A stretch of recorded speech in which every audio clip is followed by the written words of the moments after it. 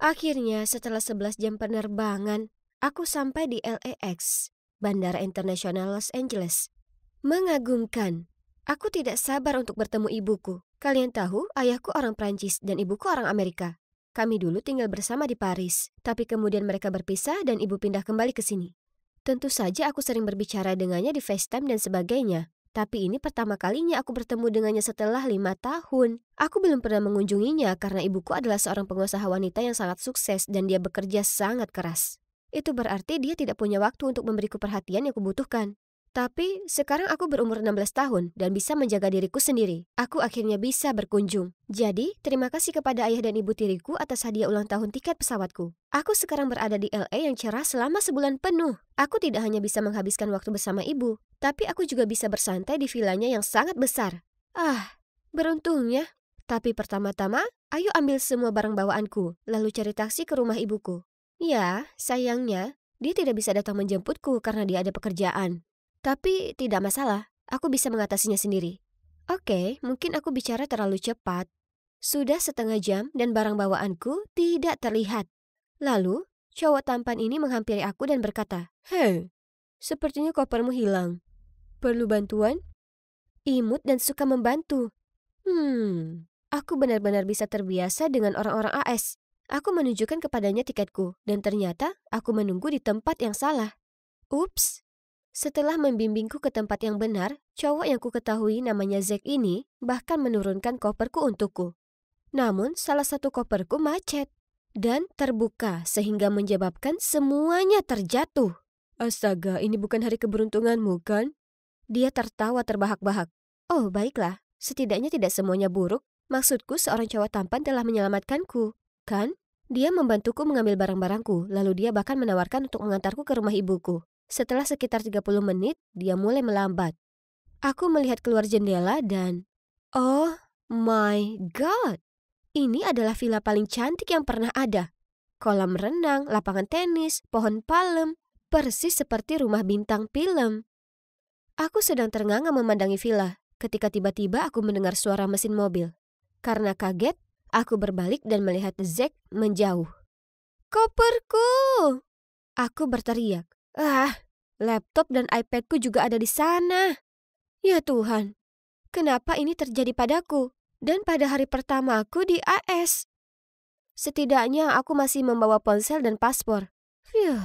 Jadi aku segera menelpon ibuku. Tak perlu dikatakan, aku sangat kacau ketika dia tiba. Siapa sangka pria berpenampilan baik seperti itu ternyata adalah seorang pencuri. Ngomong-ngomong, ibuku bisa membelikanku baju dan barang baru dan aku masih bisa bersenang-senang di villanya. Kan? Ibu membawaku ke kamarku dan menyuruhku istirahat. Setelah bencana itu, aku sangat kelelahan. Jadi aku segera tertidur di tempat tidur paling nyaman yang pernah ada. Saat aku terbangun, di luar sudah gelap. Aku sadar aku belum makan apapun sejak penerbangan. Jadi aku turun ke bawah dan memeriksa lemari es dan lemari dapur. Hah? Semuanya kosong. Aku masih mencari-cari di dapur ketika ibuku kembali membawa burger. Sayang, aku baru pulang dari perjalanan bisnis kemarin. Jadi aku belum sempat pergi berbelanja. Ayo makan fast food saja hari ini, oke? Aku tidak keberatan, karena sungguh menyenangkan bisa makan malam bersama ibuku lagi setelah sekian lama. Aku melihat sekeliling ruangan. Hampir tidak ada perabotan apapun di sini. Ibuku bilang itu desain minimalis, gaya hidup trendy di LA saat ini. Lebih sedikit lebih baik, betapa kerennya itu. Keesokannya, kami keluar, tapi ada apa dengan mobil tua berkarat itu? Melihat tatapan bingungku, dia segera menjelaskan bahwa ini hanya sementara karena mobilnya sedang diservis. Tapi kemudian ibu tidak bisa membuka pintu garasi. Ternyata biasanya dia punya sopir sendiri, tapi karena aku sudah menempuh perjalanan panjang untuk mengunjunginya, dia ingin menyetir sendiri. Aduh, manis sekali. Pada hari-hari berikutnya, aku dan ibu bersenang-senang di LA. Berjemur di tepi kolam renang, hari spa, berbelanja. Ini jelas merupakan liburan terbaik dalam hidupku. Setidaknya sampai pagi itu, aku dibangunkan oleh pertengkaran yang keras. Melihat ke bawah dari tangga, aku melihat ibu di ruang tamu bersama seorang wanita asing. Dia menunjuk ke sofa. Astaga, disitulah aku kemarin menumpahkan kecap saat makan sushi. Kemudian ibu muncul dan terdengar bingung. Dia menyuruhku segera mengemasi barangku karena kita akan pergi. Bu, apa ada yang salah? Oh, tidak apa-apa sayang. Hanya saja sofa kotor, jadi ayo kita suruh seseorang membersihkan seluruh villa. Wah, ibu sampai bersih-bersih seisi rumah hanya karena noda kecap. Seberapa kaya dia? Jadi, di mana kita akan tinggal kali ini? Hotel mewah bintang 5 atau rumah megah di Beverly Hills? Tapi kemudian mobil itu berhenti di depan sebuah gedung apartemen kumuh. Hah? Ini tidak mungkin benar. Ibu bilang ini apartemen cadangan milik temannya. Jadi kami akan tinggal di sini beberapa hari demi kenyamanan. Alana, mungkin sebaiknya kamu menjauh dari orang-orang di daerah ini. Mereka tidak memiliki gaya hidup yang sama dengan kita. Kamu tahu maksudku? Ya, tempat ini kebalikan dari villa. Kamar sempit, tempat tidur keras, dan kamar mandinya bahkan tidak memiliki bathtub. Sejak pindah ke sini, ibu tidak mengajakku jalan-jalan lagi. Di malam hari, dia berdandan dengan anggun dan pergi ke meeting kerja mewahnya.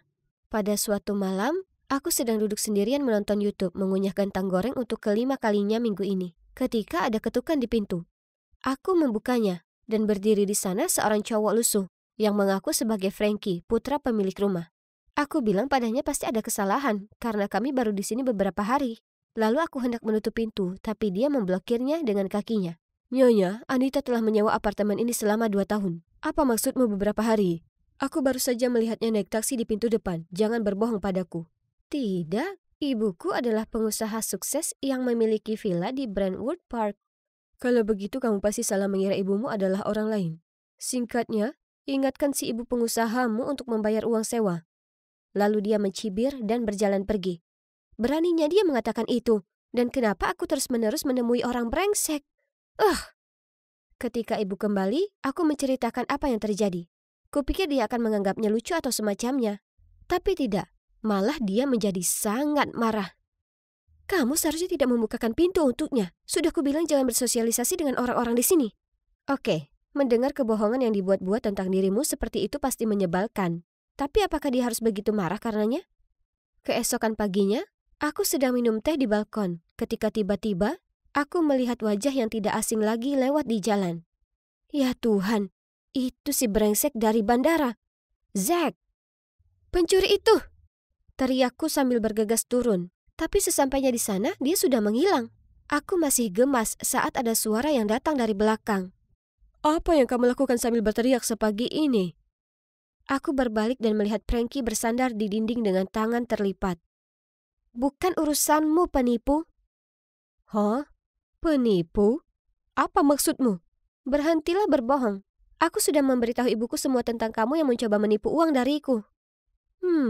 Benarkah? Jadi, menurutmu akulah yang bohong? Sebelum aku bisa menjawab pertanyaan yang memprovokasi itu, aku mendengar suara ibuku memanggil dari balkon. Hei gadis kaya, jika kamu ingin mengetahui kenyataan, aku sarankan kau datang menemuiku malam ini, dan kita akan mengikuti ibumu. Ibu muncul dan mengerutkan kening, bertanya kenapa aku berbicara dengan Frankie. Aku mengatakan sesuatu tentang menanyakan arah, lalu segera memasuki ruangan dan menutup pintu. Frankie jelas-jelas seorang pencuri dan brengsek kan? Tapi mengapa kata-katanya masih melekat di pikiranku? Aku sempat memperhatikan beberapa hal yang aneh, seperti saat kami di villa, aku bertanya pada ibu di mana peralatan makannya, tapi dia tidak ingat. Tapi kemudian di apartemen ini dia langsung mendapatkannya. Ditambah lagi, kenapa ada foto dirinya di kamar, padahal ini adalah tempat temannya. Malam itu, ketika ibu bersiap-siap untuk pergi keluar, lagi-lagi aku melihat kalungnya. Hanya saja itu sebenarnya kalungku, yang telah dicuri bersama dengan barang-barangku yang lain. Ayahku membuatkan kalung itu khusus untukku. Jadi itu unik, tapi kenapa ibu memilikinya?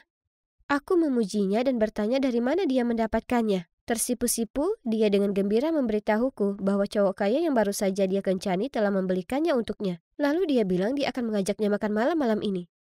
Aku memaksakan senyum, tapi kepalaku dipenuhi pertanyaan. Siapa sebenarnya? Ibu.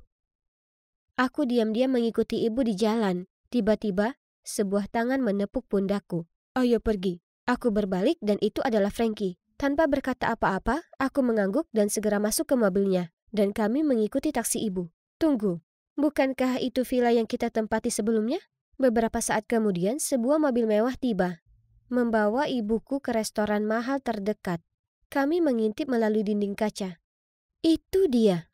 Ibuku sedang duduk di sana, tersenyum dan berbicara dengan seorang cowok berjas. Apakah dia berpura-pura tinggal di villa itu untuk menipu cowok itu? Apakah ibuku seorang cewek matre? Aku tidak bisa menontonnya lagi, jadi aku menarik lengan Frankie. Tapi anehnya, dia tampak sama terkejutnya denganku. Bukankah ini idemu? Jadi kenapa wajahmu pucat? Dia hanya menggelengkan kepalanya dan membawaku pulang. Kami menunggu di apartemen sampai ibu kembali. Dan suasananya tegang. Sekitar tengah malam kami mendengar pintu terbuka. Dan ibu masuk dan menatap kami dengan khawatir. Dia mulai mengusir Frankie keluar dari sana, tapi aku menyelanya. Bu, aku tahu segalanya. Kamu sudah tinggal di sini selama 2 tahun. Kamu miskin, dan kamu menipu orang kaya. Sayang, bukan seperti itu. Tenanglah dan aku akan menjelaskan semuanya kepadamu. Jadi, ternyata, setelah menceraikan ayahku, dia bertekad untuk kembali ke AS dan sukses dalam bisnis. Tapi, dia gagal. Dan dia sangat malu. Dia berbohong padaku dan ayah. Kemudian ketika dia mendengar bahwa aku akan datang berkunjung, dia menghabiskan sedikit tabungannya untuk menyewa sebuah villa mewah untukku. Tapi ketika aku tidak sengaja menumpahkan kecap di sofa mahal itu, dia tidak mampu memperbaikinya. Jadi kami diusir. Adapun pria yang bersamaku malam ini, aku bertemu dengannya saat berjalan di luar villa. Dia kaya dan baik. Dia menyukaiku dan aku juga menyukainya. Tapi bagaimana dengan kalung itu? Mama, ini sebenarnya punyaku. Ada di dalam koperku yang dicuri. Ibuku memberikan tatapan bingung.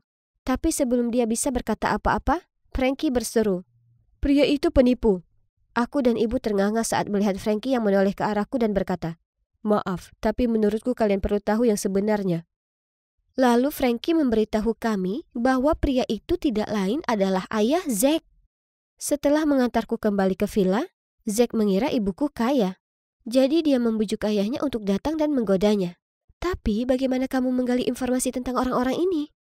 Karena aku kenal Zack. Ketika aku melihat Alana mengejarnya, aku tahu dia telah mencuri darinya. Tapi dia temanku. Bagus, jadi kalian berdua berbohong padaku. Lalu aku bergegas masuk ke kamarku, mengunci pintu, dan menangis. Keesokan paginya ibu mengetuk pintuku, tapi aku mengabaikannya. Alana, aku paham kamu kesal padaku, tapi aku meninggalkan sandwich di sini. Jadi setidaknya tolong makan sesuatu. Aku benar-benar minta maaf. Aku cuma mau menjadi ibu yang sempurna untukmu. Kata-katanya membuatku terisak sekali lagi. Tak bisa kukatakan, dari lubuk hatiku yang terdalam, aku merasa kasihan padanya. Setelah itu, aku membuka pintu dan memeluknya erat. Lalu kami berdua saling berpelukan sambil menangis. Aku akan meninggalkan LA hari ini bersama ibu. Dia akan pindah kembali ke Prancis bersamaku, tempat dia bisa memulai segalanya dari awal. Saat aku sedang menyeret koperku ke taksi, Frankie muncul dan meminta maaf kepadaku. Aku hanya mengangkat bahu dan bilang itu tidak penting lagi. Maksudku, setidaknya pada akhirnya dia berterus terang dan menyelamatkan ibuku dari penipu itu. Hei gadis kaya, semoga berhasil. Dan jangan ragu untuk tetap berhubungan denganku. Jadi, bagaimana sekarang? Nah, ibu sudah kembali ke kehidupan Prancis. Dia memiliki pekerjaan baru dan apartemen mewah. Aku pergi dan tinggal bersamanya setiap akhir pekan dan senang akhirnya bisa menghabiskan waktu bersama dia yang sebenarnya. Setidaknya untuk Frankie, iya, kami saling mengirim banyak Snapchat. Jadi, oke, mungkin aku menyukainya. Aku berencana untuk mengunjunginya di musim panas. Semoga perjalananku berikutnya ke AS tidak segila perjalananku yang terakhir. Aku membuka laci dan itu dia. Aku sudah lama mencari majalah ini. Namun saat aku menutup laci, aku melihat sesuatu yang lain. Sebuah foto bersembunyi di bawah majalah. Ada seorang wanita dan 2 anak di foto itu. Laki-laki dan perempuan. Aku sangat bingung. Siapa mereka? Aku membalikannya dan ada pesan di belakangnya yang berbunyi, ini nomor baruku. Hubungi aku lebih sering. Aku sangat merindukanmu. Tiba-tiba ibuku masuk dan aku hendak bertanya padanya tentang foto itu. Tapi dia marah dan mulai berteriak padaku agar keluar dari kamar. Jangan pernah masuk ke kamar kami lagi. Apa kau mendengarku, Erin? Kami punya barang-barang pribadi di sini. Kamu tahu aturannya. Aku cuma mencari majalahnya, kataku. dan segera memasukkan foto itu ke dalam sebelum berlari keluar kamarnya. Sebenarnya, aku tahu aku tidak seharusnya masuk ke kamar orang tuaku, tapi aku sedang mengerjakan esai sekolah tentang keberlanjutan. Dan aku pernah melihat artikel di majalah ibuku tentang hal itu beberapa hari lalu. Jadi aku mencari di seluruh rumah untuk mencoba dan menemukannya. Akhirnya aku tahu satu-satunya tempat yang mungkin ada adalah kamar mereka, jadi aku menyelinap masuk. Biasanya pintu mereka terkunci, jadi aku sedang beruntung. Sejak aku masih kecil, aku dilarang masuk ke sana. Tapi aku tidak tahu kenapa. Kembali ke kamarku, aku tidak bisa berhenti menatap foto itu. Apa itu saudaraku atau semacamnya, sepupu yang sudah lama hilang? Anak laki-laki di foto itu sangat mirip ayahku. Oh, tidak. Membaca catatan di belakangnya lagi, tiba-tiba aku berpikir itu mungkin keluarga ayahku yang lain. Tahukah kalian apa yang aku maksud? Ya, bagaimana jika ayahku mempunyai keluarga rahasia? Mungkin dia selingkuh dari ibuku dan menjalani kehidupan rahasia lainnya? Detektif yang ada di dalam diriku menjadi gila. Tidak ada jalan lain lagi. Aku harus menyelesaikan masalah ini dan mencari tahu kebenarannya. Aku mencari nomor teleponnya secara online dan tidak percaya ketika seorang gadis seumuran denganku muncul. Aku mulai melihat-lihat semua fotonya dan tiba-tiba melihat salah satu pria muda sedang menggendong bayi dan tulisannya berbunyi, "Merindukan masa lalu menjadi gadis kecil ayah." Ini gila! Aku yakin pria muda di foto itu adalah ayahku, dan aku perlu berbicara dengan gadis ini secepatnya. Aku mengirim pesan padanya dan memberitahunya bahwa kami punya hubungan keluarga. Aku bahkan kirim beberapa foto bersama ayahku untuk membuktikannya. Aku gemetar saat melihat balasannya muncul. Ayahku tidak pernah menyebutmu, sekalipun. Itu sangat menyakitiku. Aku tidak percaya gadis ini sebenarnya adalah putri ayahku juga. Sekarang bagaimana aku harus menyampaikan berita ini kepada ibu? Dia akan panik. Aku tidak tahan membayangkan melihat orang ini menghancurkannya.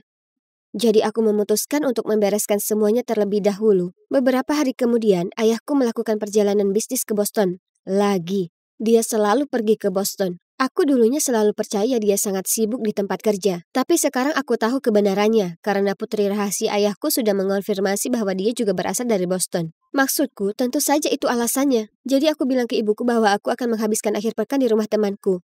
Dan saat ayahku pergi, aku naik taksi yang kutelpon dan meminta sopir untuk mengikutinya.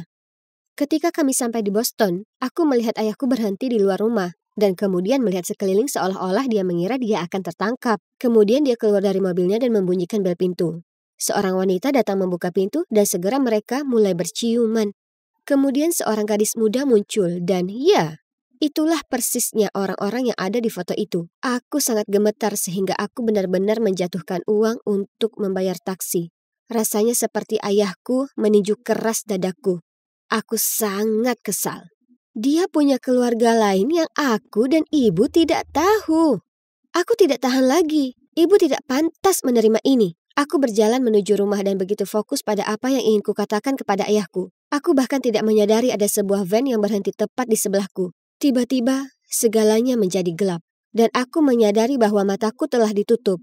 Sebuah tangan besar menutupi mulutku sehingga aku bahkan tidak bisa bergerak. Aku merasakan selotip ditempelkan di bibirku, menutupnya rapat-rapat. Lalu seseorang menarikku ke belakang dan mendorongku ke dalam mobil. Ya Tuhan, apakah aku diculik? Kenapa? Apakah ayahku pernah melihatku dan sekarang dia berusaha menutupi jejaknya? Ini seperti sesuatu yang keluar dari film. Mereka bahkan mengikatku. Setelah sekitar 1 miliar jam, kami akhirnya berhenti dan aku diseret keluar dari mobil menuju gedung yang dingin dan gelap.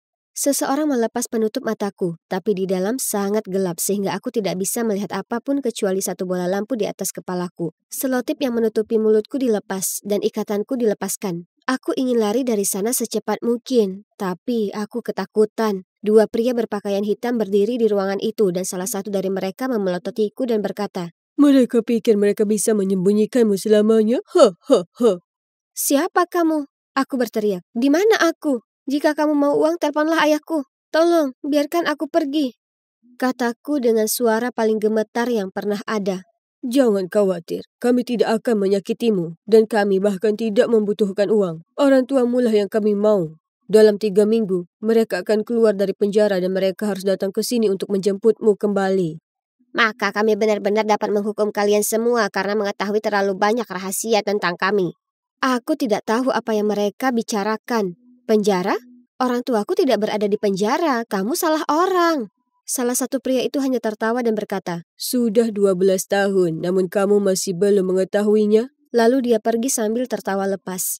Apa? Apa yang mereka bicarakan? Semua ini tidak masuk akal. Ayahku seorang pengusaha dan ibuku seorang ibu rumah tangga. Ini semua adalah kesalahan besar. Pasti begitu. Mereka mengunciku di ruangan gelap itu. Aku mencoba berteriak dan menggedor pintu. Tidak ada yang mendengarku atau mereka mendengarnya. Mereka tidak peduli. Beberapa hari berikutnya adalah hari terburuk dalam hidupku. Aku tidak berpikir aku akan selamat.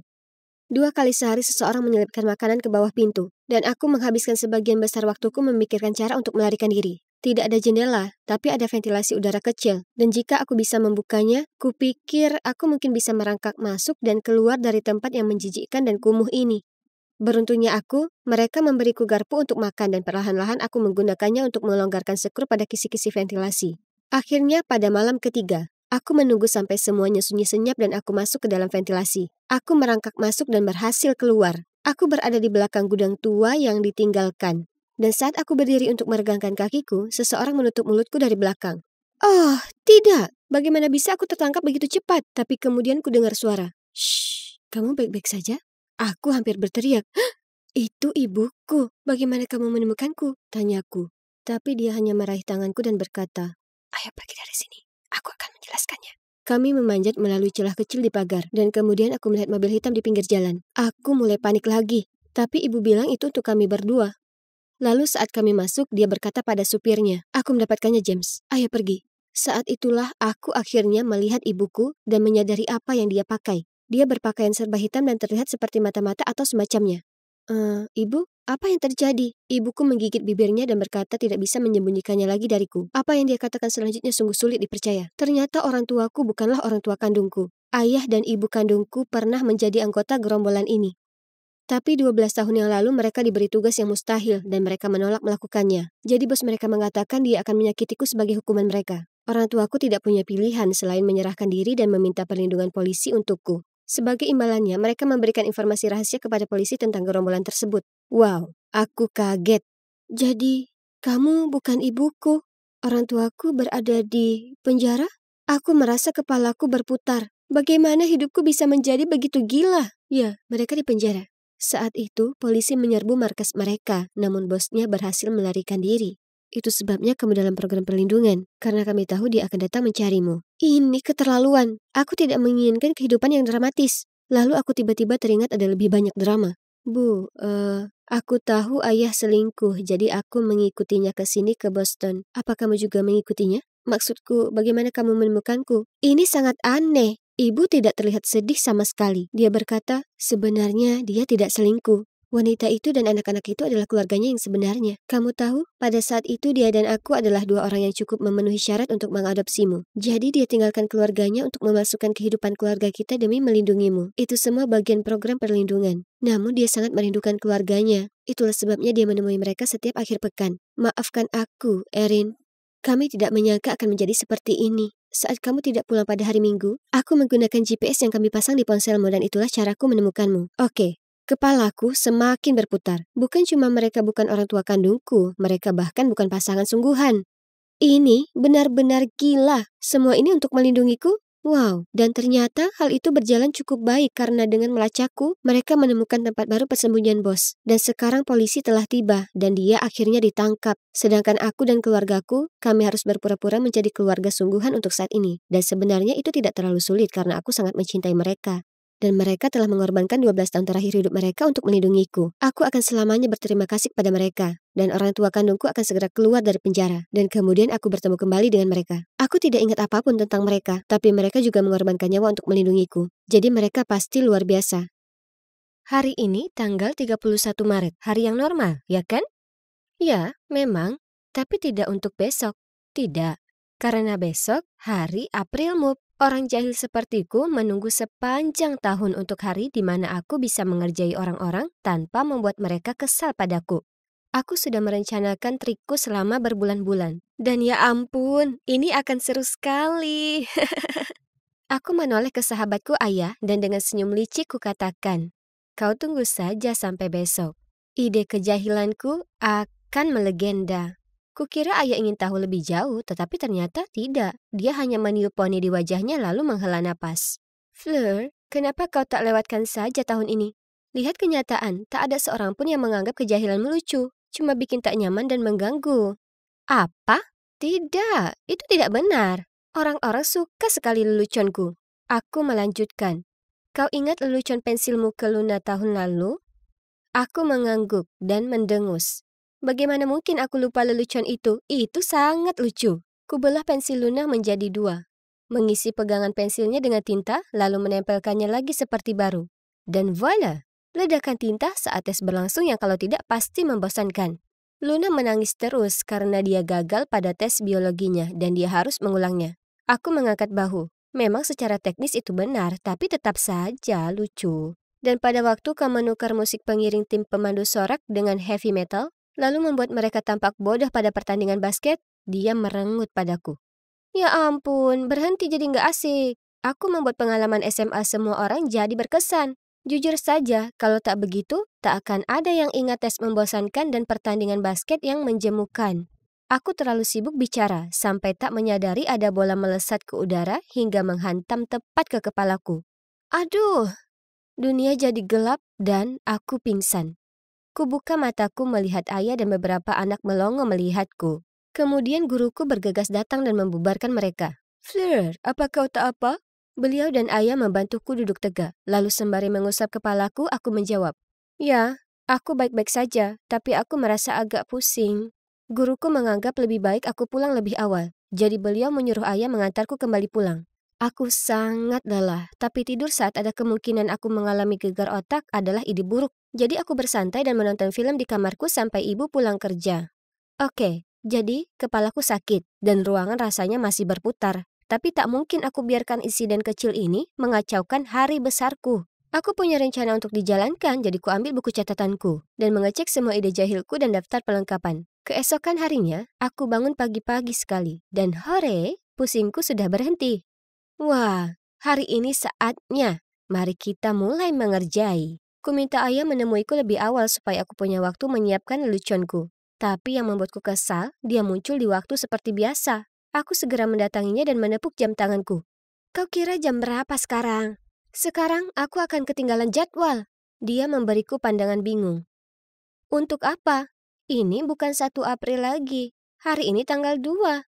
Kau kemarin tak masuk karena benturan di kepalamu, ingat? Apa? Kau bicara apa? Lihat, ini tertulis hari ini 1 April. Aku melambaikan ponselku di depan wajahnya. Kalau begitu kalendermu salah. Coba periksa kalendermu. Sekarang, ayo berangkat. Dia berjalan pergi. Tak mungkin. Jangan kau kira bisa membodohiku. Aku mengatakannya sambil berusaha mengejarnya. Segera setelah sampai sekolah, aku bergabung dengan teman-temanku di kantin untuk sarapan. Lalu Kelly menatapku dan berkata, "Bagaimana kepalamu?" Kukatakan kepalaku baik-baik saja dan memberikannya Oreo. Kalian tahu tidak? Dia memakannya tanpa ragu. Tapi setelah 1 gigitan, dia muntahkan itu ke tangannya.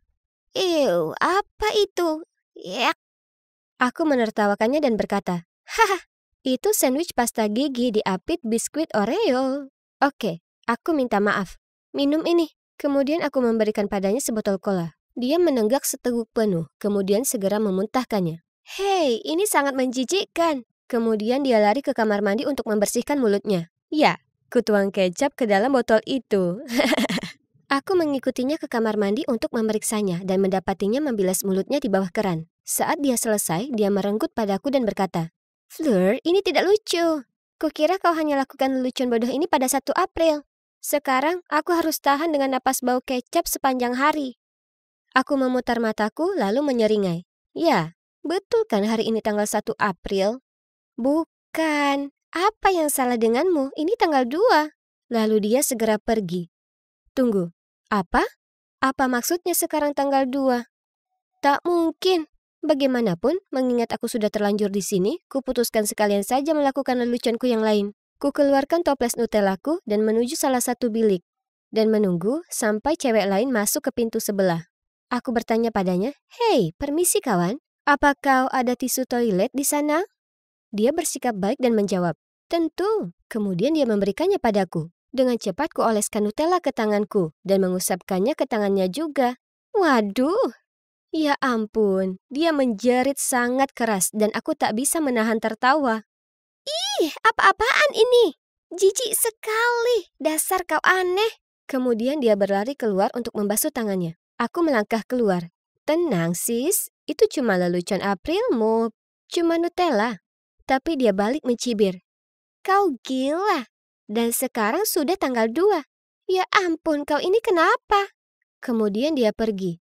Oke, jadi ini aneh. Kenapa semua orang bertingkah seolah hari ini tanggal 2 April? Di perjalanan menuju kelas, aku mengecek kembali ponselku. Ya, tertulis tanggal 1 April. Oke, aku paham. Ini adalah upaya bodoh semua orang untuk membodohiku. Usaha bagus tapi sama sekali tidak berhasil. Karena ini kelas pertama, berarti sekarang waktunya kelas matematika. Aku mengambil tempat duduk di kelas dan menunggu, tapi... Loh? Kenapa Pak Simon, guru kimia yang masuk? Dia memberitahu kami untuk menyiapkan pelajaran berikutnya di lab. Hah, ada apa ini? Aku agak bingung. Itu jadwal untuk besok, ya kan? Kemudian beliau duduk di kursi tanpa curiga dan... Keluar bunyi kentut yang sangat keras. Aku tertawa terbahak-bahak. Aku tak percaya. Kulakukan ini tiap tahun, tapi mereka selalu tertipu. Tapi, tunggu dulu. Kenapa semuanya diam? Aku menoleh ke sekeliling dan menyadari aku satu-satunya yang tertawa. Oh, ayolah semua. Ini lucu. Tipe lelucon untuk Aprilmu. Pak Simmons mengangkat bantal kentut itu dan memberiku tatapan tajam. Fleur, aku tak mengharapkan perilaku seperti ini dari anak seusiamu. Terutama mengingat bahkan ini sudah bukan hari Aprilmu. Dan apa kalian bisa percaya? Semua teman sekelasku setuju dengannya. Tak mungkin. Semua orang sudah tak waras. Tidak, memang begitu. Aku tahu itu. Kalian semua bohong. Aku menjawab panik sebelum mengumpulkan semua barang-barangku dan berlari keluar kelas. Aku benar-benar butuh ruang untuk memikirkan ini semua. Ini semua sangat tak masuk akal. Aku tak mungkin bisa tidur seharian penuh. Ya kan? Atau bola itu mengenaiku sangat keras sampai aku kehilangan ingatanku? Aku ingat aku makan malam lalu terjaga hingga malam untuk merencanakan lelucon-leluconku. Dan aku tahu aku lelah, tapi tak mungkin. Mereka yang gila, bukan aku. Selanjutnya, waktunya ke lab. Aku orang terakhir yang masuk. Lalu aku duduk di bangkuku dan memulai eksperimen. Kurasa aku kurang fokus saat kutuang cairan kimianya ke gelas kimia. Dan boom! Hal berikutnya yang aku tahu, aku terselubungi sejenis serbuk hijau aneh. Tetap saja, tak ada satupun yang tertawa. Sebaliknya, mereka semua menatapku dan menanyakan apa aku tak apa. Kemudian Pak Simmons bertanya pada mereka semua, kenapa botol kimia ini ada di sini? Ini sebuah kesalahan. Karena malu, aku lari ke kamar mandi untuk membersihkan wajahku. Ya ampun, aku kelihatan seperti The Grinch. Sulit sekali untuk menghapusnya. Kuharap aku tak terjebak dengan warna ini selamanya. Tapi apakah ini lelucon seseorang padaku? Tapi jika memang demikian, kenapa tak seorang pun tertawa? Aku pastinya akan menertawakan diriku kalau aku jadi mereka. Akhirnya, serbuk hijau itu perlahan pudar. Dan setelahnya aku kembali ke kelas. Di atas tas ranselku ada catatan terlipat dengan namaku tertulis di atasnya. Aku membukanya. Hai Fleur, ada hal penting yang ingin kusampaikan padamu. Temui aku di aula setelah kelas. Devin, X. Jantungku langsung berdebar. Aku sudah naksir Devin selama ini. Tapi, aku paham. Ini pasti jebakan. Semua orang tahu aku suka padanya, jadi mereka lakukan semua ini untuk mempermalukanku. Devin pasti terlibat kali ini.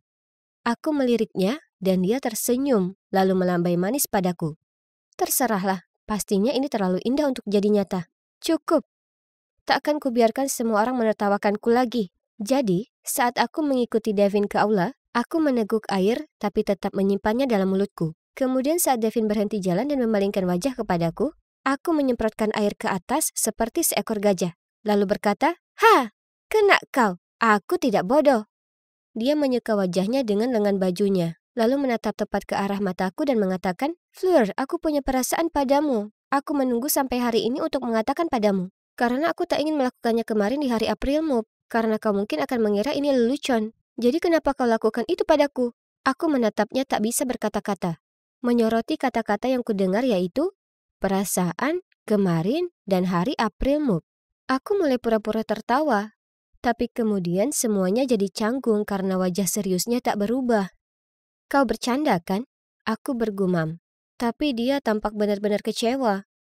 Oh tidak, aku tak ingin mengecewakan Devin. Aku hanya bingung dengan hari dan... seolah aku benar-benar melewatkan hari April Mop. Sungguh mengecewakan. Aku sadar kejahilanku sudah terlalu jauh dan bagaimana itu bisa jadi melukai perasaannya. Jadi aku berseru.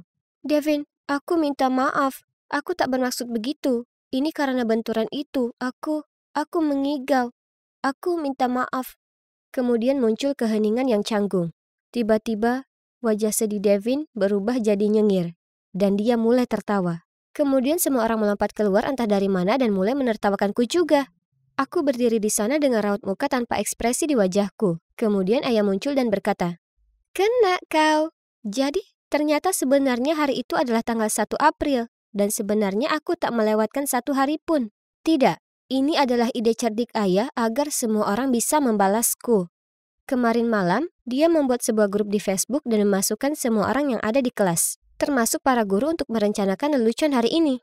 Tidak, ini tidak mungkin. Aku ini si Ratu Jahil, bukan mereka. Kemudian ayah menghampiriku dan berkata, "Hey Fleur, coba tebak. Ini masih hari April, Mop." Hal berikutnya yang aku tahu, aku meringis padanya. Lalu pura-pura kupukul lengannya dan mulai tertawa. Kurasa mereka sudah mengerjaiku dengan baik. Setelahnya, aku tak lanjutkan leluconku lagi. Aku sudah senang bisa beristirahat dengan tenang sepanjang hari. Kemudian, saat aku berjalan pulang, Devin menyusulku dan berkata, "Fleur, aku minta maaf. Tapi sebenarnya tak semuanya hari ini adalah lelucon." Aku tersenyum dan menatapnya. "Oh ya? Jadi, apa yang bukan lelucon?" Tapi dia hanya langsung memerah seperti tomat lalu bergegas pergi. Aku berdiri di sana tersipu saat melihatnya terburu pergi. Apa ini artinya Devin sungguhan menyukaiku? Menarik. Mungkin hari April Mop kali ini tak terlalu gagal?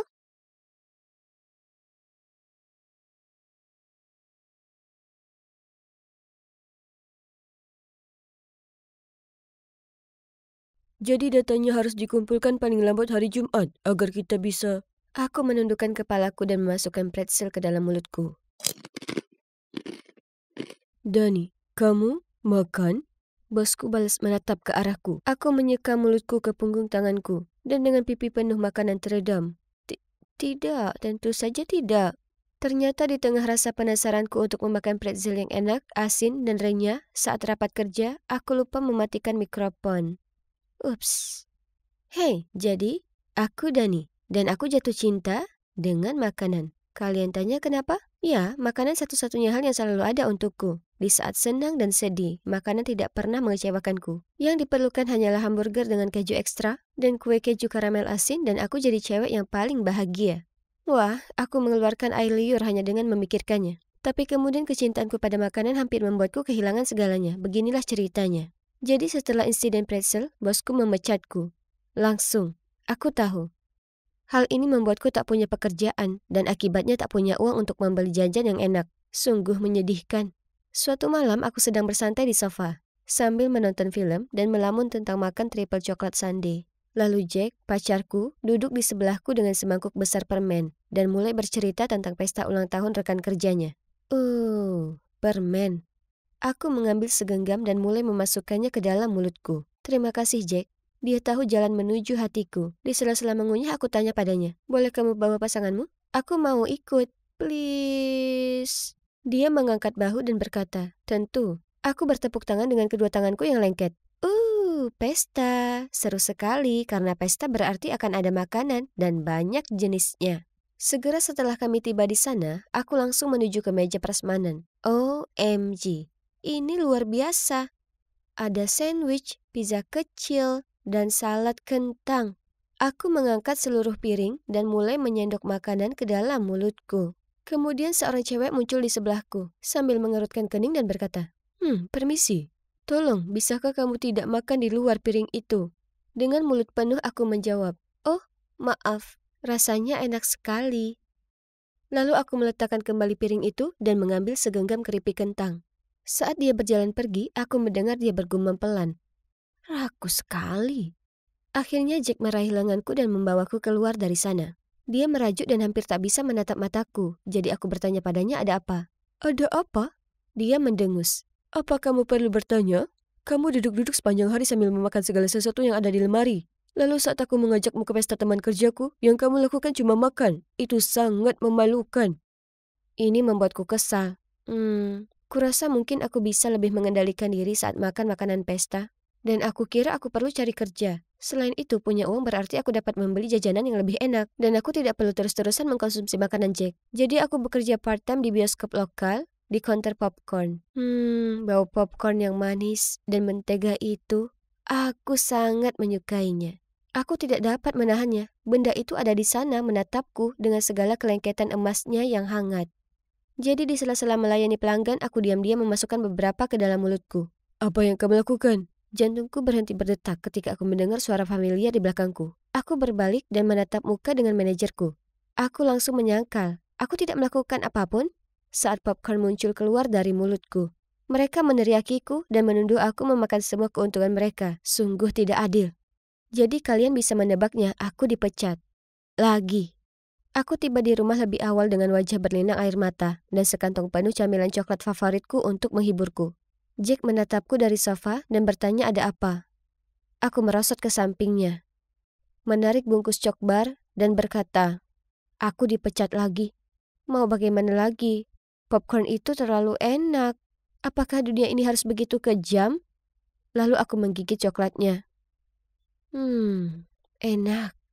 Jack menggelengkan kepalanya lalu menghela nafas dan berkata, Dani, akui saja, kerakusanmulah yang membuatmu mendapat masalah. Jadi apa? Aku menikmati makan, itu saja. Itu tidak menyakiti siapapun. Aku menyelesaikan sebungkus cokbar dan mulai membuka bungkus berikutnya. Jack menggelengkan kepalanya lalu pergi. Terserah, aku tidak membutuhkan dukungannya karena aku memiliki coklat yang enak untuk menghiburku. Enak. Suatu hari, seperti hari-hari biasanya, aku mencari jajan di rumah, tetapi tidak ada lagi. Aku tidak punya uang, jadi aku tidak bisa pergi ke toko. Jadi aku menggunakan ponselku dan mencari video mukbang untuk menghabiskan waktu. Saat aku melihat dua cewek mengisi mulut mereka dengan kentang goreng yang dicelupkan ke dalam shake strawberry, aku punya ide. Tentu saja, kenapa aku tidak memikirkan hal ini sebelumnya? Aku harus menjadi tukang mukbang. Aku bisa mendapatkan uang sambil melakukan apa yang aku sukai, memakan makanan. Itu kemenangan besar untukku. Untuk video pertama, ku buat sederhana saja. Hanya aku yang memakai kaos putih, ponselku sebagai kamera dan semangkuk besar spaghetti. Gilanya, orang-orang menontonnya dan mulai mengikutiku. Setelah beberapa video, popularitasku meningkat dan para penonton mulai menyumbangkan makanan dan uang kepadaku. Benar-benar gila. Namun seiring dengan hal tersebut muncullah permintaan video. Seperti makan 3 bak ayam goreng dan 10 piring nasi goreng yang dilumuri mayo. Makan semua makanan ini memang agak menantang. Suatu kali saat aku sedang bervideo makan hamburger, perutku mendapat jahitan dan harus berhenti. Seharusnya aku tidak makan pancake untuk sarapan lebih awal. Fansku kecewa karena aku hentikan tantangan dan aku merasa sangat tidak enak. Aku pikir jika aku ingin melakukan ini sebagai pekerjaanku, maka aku harus mulai berpuasa terlebih dahulu, sehingga aku bisa tampil sebaik mungkin untuk video tersebut. Wah, ini kerja keras.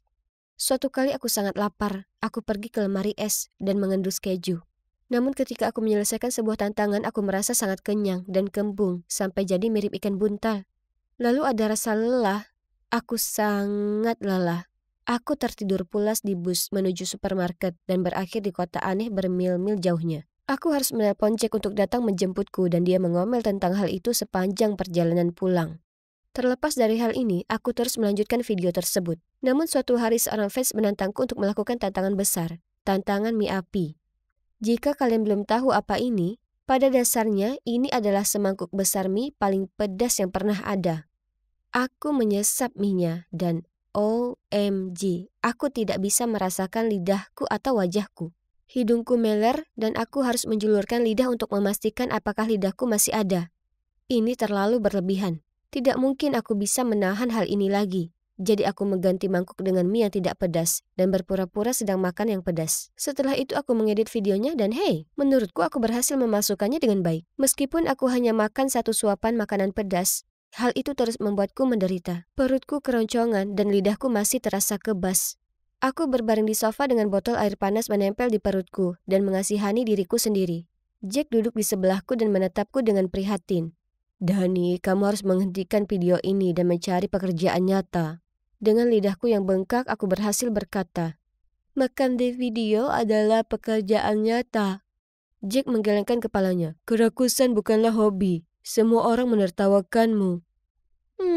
Hello. Aku dibayar untuk makan dan video-video ini membantu banyak orang yang kesepian di luar sana untuk ditemani saat makan. Mereka tertawa bersamaku, bukan menertawaiku. Astaga, Jack kadang-kadang sangat menyebalkan. Saat tantangan mie pedas dan tantangan makan serangga yang aneh, aku menggunakan cacing jeli yang dilapisi coklat dan bukan yang asli. Berpura-pura menjadi hal yang biasa bagiku. Tidak lama setelahnya artikel-artikel mulai beredar mengatakan aku tukang makan palsu. Postingan seperti, dia selalu berpura-pura dan pantas saja dia masih sehat, muncul di mana-mana. Setelah itu aku tidak punya pilihan selain makan secara live streaming. Banyak fansku yang mendorong hal ini, tapi ini adalah kerja keras. Tidak butuh waktu lama hingga berat badanku bertambah, dan dalam sebulan aku sudah menambah 2 ukuran baju, dan aku merasa sangat lemas. Suatu pagi ketika Jack melihatku mencari sesuatu di lemari pakaianku, apa saja untuk dipakai yang cocok untukku, dia menyarankan agar kami pergi jogging. Aku menetap jeans favoritku yang sekarang tidak bisa melewati pahaku dan setuju untuk pergi jogging. Aku sudah sampai di ujung blok dan wah, panas sekali dan aku tidak bisa bernafas. Aku sedang berjongkok sambil memegangi pagar untuk menopang ketika seorang wanita hamil lewat. Kamu sungguh inspirasi, berlari di usiamu dan setelah melahirkan. Bahkan tanpa yang satu ini, dia memegangi perutnya. Aku tak akan mampu mengatasinya. Apa? Apa dia mengira aku baru saja punya bayi dan aku sudah tua? Oh, bagus. Dan sekarang Jack pun tertawa terbahak-bahak. Aku merasa sedih. Apa aku benar-benar terlihat seburuk itu? Hal ini masih melekat dalam pikiranku. Jadi aku belanja online dan memesan beberapa pil penurun berat badan. Aku mulai meminumnya dan dalam seminggu aku mengalami jerawat parah, bau mulut, perut kembung, dan aku merasa seperti siput. Lalu suatu kali aku berada di dapur meminum pil ketika Jack masuk. Melihat apa yang aku lakukan, mengambilnya dari tanganku dan berkata, "Dani, lihat dirimu. Kamu berantakan. Kamu harus menghentikan pilnya dan menghentikan videonya." Aku lebih marah daripada tawon yang diganggu, jadi aku merampas pil-pil itu darinya dan menendangnya keluar ruangan. Lalu aku berteriak, "Kamu tidak mengerti, tinggalkan aku sendiri." Jack tidak banyak bicara padaku setelah itu, dan aku melanjutkan aktivitas mukbangku. Tidak butuh waktu lama aku mencapai 100.000 subscriber. Untuk merayakannya aku live streaming. Dengan meja penuh dengan makanan favoritku, ayam goreng, pizza, donat, dan seterusnya. Aku sedang menjejali wajahku ketika aku merasa panas dan lengket dan ruangan mulai berputar. Aku berkata, aku merasa tidak enak badan. Lalu aku pingsan di tengah live streaming. Aku terbangun beberapa jam kemudian di rumah sakit dengan infus di lenganku. Dan seorang dokter berwajah serius menatapku. Mereka memberitahuku kolesterolku tinggi. Dan jika terus seperti ini, aku akan menderita diabetes dan pendarahan perut. Ya, begitulah. Aku menangis dan bersumpah bahwa aku akan membuat beberapa perubahan besar. Aku suka makan, itu tidak akan pernah berubah. Tetapi aku tidak bisa membuat video mukbang lagi. Sekarang, aku masih menikmati makanan, tetapi tidak lagi makan berlebihan. Oh, aku juga punya pekerjaan baru, bekerja di sebuah restoran. Dan hebatnya, aku berhasil menahan diri untuk tidak memakan semua makanan yang kelihatan lezat itu. Aku sedang dalam perjalanan menjadi versi diriku yang lucu dan percaya diri lagi. Dan mulai sekarang, jika aku senang, sedih, atau apapun, aku akan membicarakannya dengan Jack, alih-alih beralih ke makanan. Aku akan selalu menyukai makanan, tetapi aku rasa pada akhirnya aku menyadari bahwa aku mencintai kesehatanku. Dan juga Jack. Shh, jangan katakan itu padanya, itu akan membuatnya marah.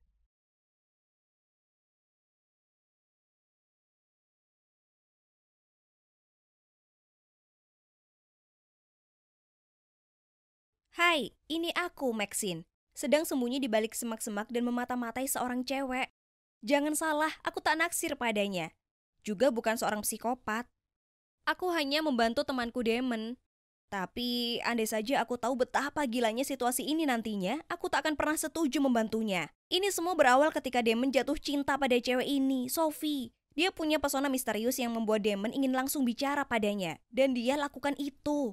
Tapi Sophie bahkan tak meliriknya. Dia langsung jalan pergi. Aduh, aku sama sekali tak suka padanya. Dia sangat angkuh. Tapi Damon tak menyerah begitu saja. Dia coba berbagai macam cara untuk dapatkan perhatiannya. Bahkan menunggu bus bersamanya padahal dia punya mobil.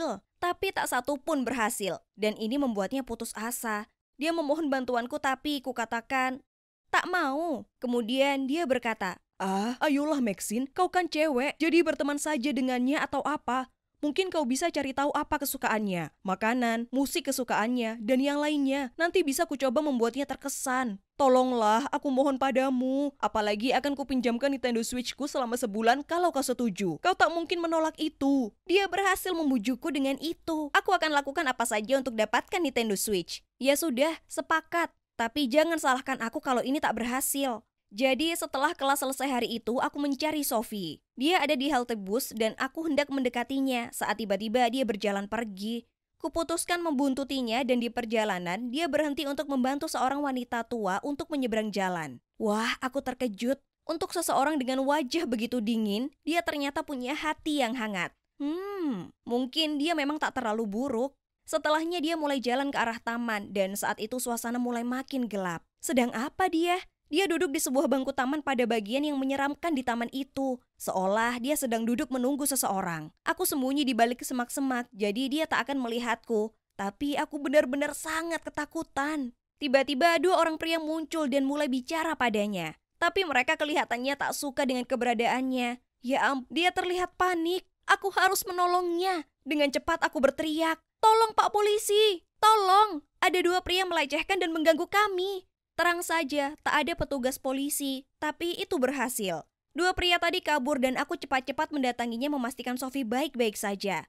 Dia terkejut melihatku, tapi kemudian dia memelukku dan berterima kasih sudah menolongnya. Seluruh badannya gemetaran, dia pasti sangat ketakutan. Aku jalan dengannya kembali ke asrama kami. Dia memberitahuku kalau dia suka datang ke taman di malam hari karena itu sangat menenangkan. Kukatakan padanya itu sudah jelas berbahaya dan mungkin sebaiknya dia tak kesana lagi sendirian. Kemudian kami bertukar nomor telepon dan setelahnya kami jadi cukup dekat sampai beberapa hari kemudian kukatakan padanya kalau dia sangat naksir padanya dan menanyakan apa mungkin dia mau kencan dengannya. Tapi dia hanya menggelengkan kepalanya dan mengatakan dia belum siap. Matanya tampak sedih, jadi aku tak memaksanya lebih lanjut. Mungkin dia baru saja mengalami putus cinta yang berat. Aku tak bertanya lagi padanya. Tapi suatu malam aku sedang menuju ke asramanya untuk nonton bareng saat ku dengar dua orang berkelahi. Itu adalah Sophie dan seorang cowok dan Sophie menangis. Sepertinya cowok itu akan memukulnya. Jadi aku lari mendekat dan berkata, "Hei, kau kira apa yang sedang kau lakukan? Tinggalkan dia sendiri atau aku akan menelpon polisi." Dia hanya tertawa padaku dan mengatakan pada Sophie, "Kita belum selesai." Lalu dia segera pergi. Aku bertanya pada Sophie apa dia baik-baik saja dan siapa cowok tadi. Lalu dia bilang padaku kalau dia adalah mantannya yang terus berusaha kembali padanya. Tapi Sophie tak tertarik. Saat memberitahuku, dia mulai menangis dan berkata, "Karena dia, aku jadi sangat takut dan gelisah. Aku bahkan terlalu takut untuk tidur di malam hari." Aku merasa sangat kasihan padanya dan kukatakan padanya aku ada di sini untuknya dan bahwa dia bisa menelponku kapanpun. Nah, mungkin aku tak seharusnya mengatakan itu karena itu persis apa yang mulai dia lakukan. Setiap malam dia menelponku dan kami akhirnya ngobrol sampai jam 3 pagi. Aku sangat kelelahan, tapi aku ingin membantunya. Dia sepertinya sangat cemas sepanjang waktu. Dia tahu kami sering ngobrol, tapi dia sudah berhenti menanyakan tentang Sophie. Kelihatannya dia sudah mulai kehilangan minat dan lebih khawatir soal aku yang kelihatan seperti zombie dari film The Walking Dead. Kau benar-benar butuh tidur, Maxine. Biarkan saja Sophie, dia jelas bermasalah. Mungkin lebih baik tidak terlalu terlibat. Lebih mudah dikatakan daripada dijalani. Tapi malam itu kuputuskan untuk tak menjawab teleponnya. Aku tidur lebih awal dan saat aku bangun esok paginya, ku dapati 20 panggilan tak terjawab dan 50 pesan darinya. Ya ampun, beberapa dari pesan itu mengatakan dia sangat kesepian dan aku sudah mencampakannya. Kemudian ada satu yang mengatakan, "Kalau kau tak mengangkat teleponnya, aku akan mengakhiri hidupku." Oke, ini gila. Aku langsung menelponnya, tapi dia tak mau angkat. Aku bergegas ke asramanya tapi tak ada seorang pun yang menjawab. Aku panik saat itu lalu menggedor pintu, menjerit, "Sophie, buka pintu sialan ini." Tapi tetap saja tak ada jawaban. Aku sangat takut dia sudah melakukan hal buruk, jadi ku minta beberapa siswa membantuku mendobrak pintu. Dan saat itulah dia membuka pintunya. Aku tak pernah begitu senang melihat seseorang dalam keadaan hidup. Aku lari memeluknya, tapi dia terlihat sangat kesal. "Sedang apa kau di sini? Kau membuat keributan," katanya. "Apa? Aku sangat mengkhawatirkanmu. Kau bilang kau akan..." Tapi dia menyelaku dan berkata, "Kau perlu istirahat tidur, Maxine. Sepertinya kau gila." Aku tak percaya ini. Setelah semua panggilan telepon dan pesan-pesan itu, dia yang gila, bukan aku. Aku enggan membentaknya balik. Jadi aku hanya meninggalkannya. Aku butuh sendiri. Dia berusaha meminta maaf padaku beberapa hari berikutnya. Tapi aku tak ingin lagi berada di dekatnya. Dia bahkan mengirim pesan mengatakan kalau aku tak mau jadi temannya lagi, maka hidup sudah tak berharga lagi untuk dijalani. Aku sangat lelah dengan berbagai ancamannya. Jadi aku acuhkan saja. Lalu kemudian semuanya makin memburuk. Beberapa hari berikutnya, aku dan Damon belajar bersama saat Sophie menelponku dan mengatakan dia ada di rumah sakit. Dia memberitahuku dia mengidap tumor otak dan mereka sudah melakukan biopsi untuk memeriksa apakah itu ganas atau jinak. Aku tak percaya ini. Dia bertanya padaku apa aku bisa menjemputnya, dan kukatakan tentu saja, ini sangat menakutkan. Kuceritakan pada Damon dan dia hanya berkata, "Kurasa dia mengarangnya, Maxine. Bagaimana mungkin dia tiba-tiba mengidap tumor? Kalian baru saja bertengkar dan tiba-tiba dia di rumah sakit. Ayolah, coba pikirkan itu." Aku terkejut. Damon, bisa-bisanya kau ini. Kau menyebalkan sekali. Kemudian aku lekas pergi dan tiba di rumah sakit mendapati Sophie duduk di luar mengenakan topi medis. Dia bilang rambutnya sudah dicukur untuk biopsi. Lalu aku minta untuk melihat bekas lukanya. Tapi dia tak mau tunjukkan padaku. Dia bilang dia akan pusing kalau melepaskannya. Aku hanya lega dia sudah baik-baik saja dan mengantarnya pulang. Kami berbaikan dan kuputuskan untuk merawatnya hari itu. Dia terlihat sangat lemah dan aku tak sanggup melihatnya menderita. Ku telepon Damon untuk memberitahu kalau dia berhutang padaku permohonan maaf dan memberitahunya soal Sophie dan dia hanya bilang, "Oh, wow, baik, maaf ya. Kalau begitu ku harap dia baik-baik saja." Tapi kemudian beberapa hari berikutnya, Damon menelponku dan berkata, "Dengar Maxine, Sophie itu penipu. Dia tak lakukan biopsi. Aku bertabrakan dengannya tadi, lalu topinya terjatuh dan kepalanya penuh rambut. Tak mungkin rambut itu tumbuh kembali secepat itu. Kenapa dia berbohong padaku? Aku tak mengerti. Aku perlu tahu kebenarannya, jadi setelah kelas aku pergi ke asramanya. Dia langsung membuka pintu dan tentu saja semua rambutnya utuh. Dia mungkin tahu Damon sudah memberitahuku, jadi dia tak perlu repot-repot meneruskan kebohongan itu. Ini membuatku murka. Langsung saja aku mulai memakinya. "Jujur saja, Sophie, apa yang salah denganmu? Kenapa kau berpura-pura sakit seperti itu? Sesama teman tak melakukan itu." Sophie meraih tanganku dan berkata, "Maxine, aku minta maaf. Aku sangat putus asa. Kulakukan itu karena aku sangat merindukanmu dan ingin kau memperdulikan aku lagi. Aku bertindak terlalu jauh. Tolong maafkan aku." "Apa kau gila?" teriakku. "Aku sangat mencemaskanmu. Apa kau yakin tak ada yang salah denganmu?" Sophie mulai menyeringai dengan cara yang aneh dan berkata, "Satu-satunya kekeliruanku adalah aku jatuh cinta padamu, Maxine." Dia tak mau melepaskan tanganku dan aku hanya menatapnya keheranan. Apa katamu?" "Kau dengar aku mencintaimu." Kemudian dia mulai tertawa seperti maniak dan berkata, "Aku sudah mencintaimu sejak hari pertama kita bertemu. Aku tahu kau membuntutiku, jadi aku pura-pura berada dalam bahaya supaya kau datang dan menyelamatkanku. Bahkan mantan pacarku itu palsu, dia hanya salah satu temanku yang berpura-pura. Apa kau tak bisa lihat? Aku bersedia lakukan apa saja untuk mendapatkan perhatianmu. Jika itu bukan cinta, apalagi? Ini tak mungkin terjadi." Aku berusaha tetap tenang sebisa mungkin dan mengatakan, "Dengar Sophie, aku tersanjung. Sungguh aku merasa begitu. Tapi aku ini normal. Aku hanya menganggapmu sebatas teman saja, oke?" Tapi Sophie tak mau menyerah. Dia mencengkram tanganku lagi dan berkata, "Bagaimana kau bisa tahu itu? Kau bahkan belum berusaha mencintaiku. Beri saja aku satu kesempatan dan akan kutunjukkan padamu bagaimana cinta sejati itu sebenarnya." Aku berusaha melepaskan tangannya, tapi itu mustahil. Sophie mulai menggenggam tanganku makin erat sampai rasanya mulai sakit. Dia memandang mataku dan ya Tuhan, rasanya aku tak mengenalnya lagi. Dia terlihat seperti orang gila, seperti psikopat. Kemudian dia mulai bicara dengan nada yang sangat menyeramkan. "Kau tak bisa lari dariku. Kau milikku sekarang. Aku sangat ketakutan. Aku harus pergi dari sana." Jadi kudorong dia dengan sangat keras sampai dia terjatuh ke lantai, lalu aku lari seperti wanita gila keluar dari sana sampai akhirnya kembali ke asramaku. Kemudian ku telepon polisi, tapi pada saat mereka sampai di asramanya, dia sudah tak ada. Kuceritakan pada mereka apa yang terjadi dan menunjukkan mereka fotonya. Dan kalian tak akan percaya. Rupanya aku bukan satu-satunya gadis yang jadi korban Sophie. Ada gadis lain juga. Setelah malam itu, aku sangat ketakutan. Kemanapun aku pergi, aku merasa seseorang sedang mengawasiku. Kemudian suatu malam setelah shift kerjaku selesai, aku jalan melewati taman untuk kembali ke asramaku saat ku dengar seseorang di depan. Aku langsung tahu kalau itu adalah Sophie, tapi dia tak sendiri. Dia bersama beberapa pria. Mereka melihatku dan mulai menuju ke arahku. Tapi aku berlari secepat mungkin dan untungnya polisi berada tepat di luar taman dan pergi menangkap mereka. Kedengarannya seperti sebuah kebetulan, bukan? Nah, sebenarnya tidak. Sophie bukan satu-satunya yang bisa membodohi orang. Aku tahu Sophie membuntutiku, jadi aku ceritakan pada polisi dan bersama kami menyusun rencana ini untuk menangkapnya. Dan voila, itu berhasil. Sophie, jika kamu menonton ini, kuharap yang terbaik untukmu. Tapi mari kita tidak usah bertemu lagi. Sudah cukup menguntit seumur hidup. Oke sayang, bilang ah. Apa mereka bener lagi suap-suapan? Serius? Bagaimana aku bisa konsen pada film kalau mereka melakukan itu? Menjijikan. Kesal, aku berdiri menuangkan ember berisi popcorn ke kepala mereka, lalu beranjak pergi.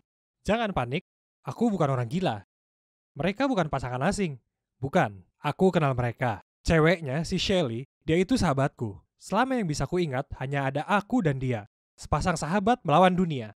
Tapi kemudian suatu hari, ada cowok ini, Leon, muncul entah dari mana dan boom, mereka mulai pacaran. Kalian tahu bagian terburuknya? Si Leon ini 2 tahun lebih muda dariku. Dia itu sangat kekanakan, serius. Tiap kali aku merencanakan sesuatu dengan Shelly, dia ikutan juga. Tiba-tiba ponselku bunyi. Itu Shelly. Aku memutar mata saat menjawabnya. Tahu dia bakalan marah besar. Peter, bisa-bisanya kau. Aku terus temukan popcorn di rambutku. Itu menjijikan. Kau kekanak-kanakan sekali. Ya, terserahlah. Dia itu yang menjadikanku obat nyamuk pada jadwal nonton bareng kami. Kututup teleponnya. Aku sudah selesai bicara padanya. Itulah saat kulihat artikel berita muncul di ponselku. Ada peringatan cuaca tentang badai magnetik aneh. Disarankan semua orang tetap berada di rumah dan mematikan semua perangkat teknologinya. Ya, itu tak masalah untukku. Lagi pula aku tak ingin pergi lagi. Jadi aku pulang dan langsung tidur. Keesokan paginya aku bangun dan, kenapa ayah duduk di ujung ranjangku? Ku gosok mataku dan bertanya padanya, ada apa? Dia tampak melamun tapi kemudian meletakkan tangannya di pundakku dan berkata, tak apa nak. Jika kamu merasa ingin curhat, aku ada di sini untukmu. Aku paham. Kemudian beliau meninggalkan kamarku. Hah? Apa maksud semua itu? Aku turun untuk sarapan, saat itulah kudengar nenek berkata, akan kubuktikan pada kalian kalau dia bukan. Kemudian kudengar ayah berkata, ibu, itu bukanlah masalah besar. Lagi pula, meskipun itu benar, dia masih tetap Peter kita. Tapi saat aku jalan ke dapur, mereka semua terdiam dan melongo menatapku. Aku berkata, hey semua, ngomongin apa? Kemudian ibu menjawab sambil memberikan padaku sepiring pancake. Bukan apa-apa nak. Bahkan adik perempuanku Lina juga bertingkah aneh. Dia memberiku senyuman aneh lalu menggelengkan kepalanya. Oke, ini janggal. Tapi kuabaikan saja hal itu dan makan sarapanku. Setelahnya, ibu memintaku untuk membantunya di taman bebatuan. Ya, tentu. Maksudku, toh aku tak ada hal lain yang lebih menarik untuk dilakukan. Sekarang, biar ku beritahu pada kalian. Bebatuan itu sangat lebih berat daripada kelihatannya. Saat aku susah payah mengangkat sebuah batu, aku terengah-engah mengatakan pada ibuku, ibu mau ini diletakkan di mana? Ini sangat berat. Apa bisa ibu memanggil ayah untuk membantu? Menggelengkan kepalanya, ibu berkata, tidak. Kau bisa melakukannya, kau bukan anak laki-laki lemah. Kemudian ibu lanjut mengarahkanku untuk membawa tumpukan bebatuan ke seluruh taman. Aku lanjut sampai akhirnya lenganku lembek seperti jeli dan tak sanggup lagi. Kukatakan pada ibu, aku perlu istirahat dan mulai menuju ke dalam rumah. Ibu berteriak memanggilku. Tidak, kau bisa melakukan ini sendiri. Kau ini anak laki-laki yang kuat. Aku tak paham, kenapa ibu tak bisa lihat kalau aku kelelahan. Saat itulah kulihat Shelly mengintipku dari balik pagar. Dia tersenyum lalu melambai padaku. Tunggu dulu, bukannya dia masih ngambek padaku. Jadi apa yang berubah? Terserahlah, aku perlu kabur dari ibu. Jadi kudatangi dia. Dia meminta maaf karena kemarin. Lalu bertanya padaku apa aku mau ikut pergi belanja. Aku setuju. Apapun yang bisa membuatku tak perlu mengangkuti bebatuan lagi. Saat aku berjalan menuju mobil Shelly, kulihat tetanggaku berdiri di luar rumahnya. Aku tersenyum padanya, tapi dia menatapku dengan aneh. Lalu mulai terkekeh. Aku langsung menatap ke bawah, ke celanaku. Tidak, aku tak lupa menutup resletingku. Jadi kenapa dia menertawaiku? Aku memikirkan betapa semua orang bersikap sangat aneh. Sembari masuk ke dalam mobil, kemudian aku berpikir keras. Mungkin ini karena badai itu. Semua orang jadi tak waras. Kemudian kuberitahu Shelly semua hal gila yang sedang terjadi. Dia mengangguk dan berkata, ya, itu pasti karena badai itu.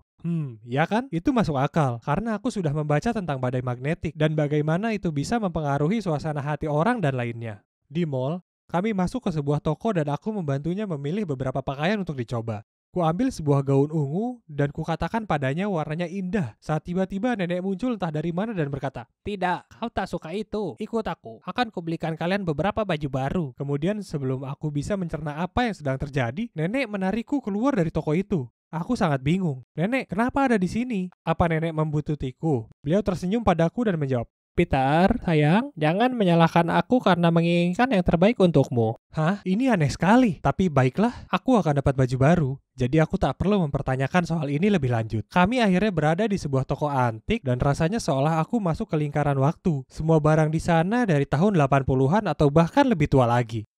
Nenek mulai mengambil barang-barang dari gantungan dan mengatakan sesuatu seperti, "Oh, aku suka yang ini.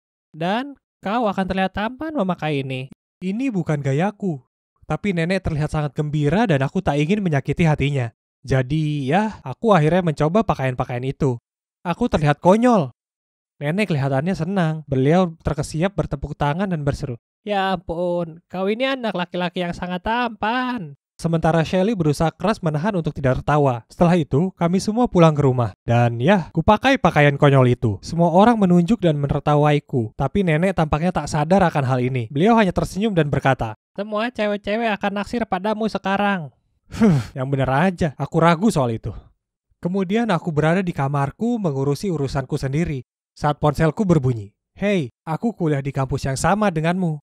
Kulihat kamu kemarin dan aku suka gayamu. Apa kamu mau nongkrong bareng kapan-kapan? Lily X." Hah? Apa ini ide lelucon seseorang?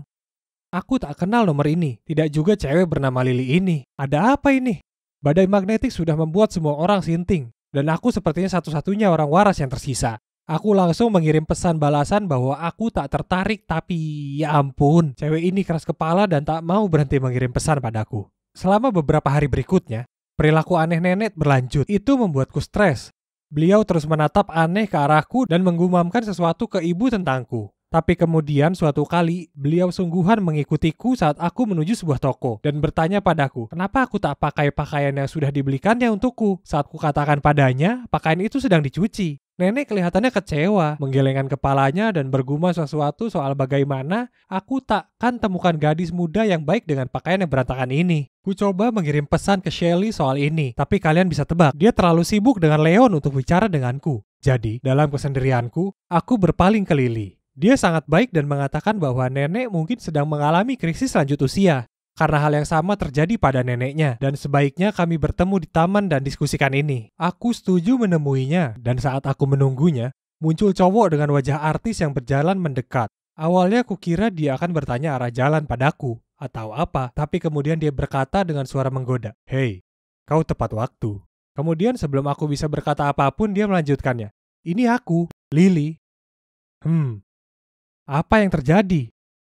"Ini gila," kutanya padanya. "Oke, jadi lelucon apa yang kau mainkan?" Dia tampak bingung, kemudian menggelengkan kepalanya dan berkata, "Aku hanya ingin nongkrong denganmu." Lalu dia mendekat dan bersandar di bahuku. Kudorong dia menjauh dan mundur. "Oh, tidak, aku bukan gay." Dia merengut padaku kemudian bertirak, "Apa? Kamu memang gay. Semua orang tahu itu."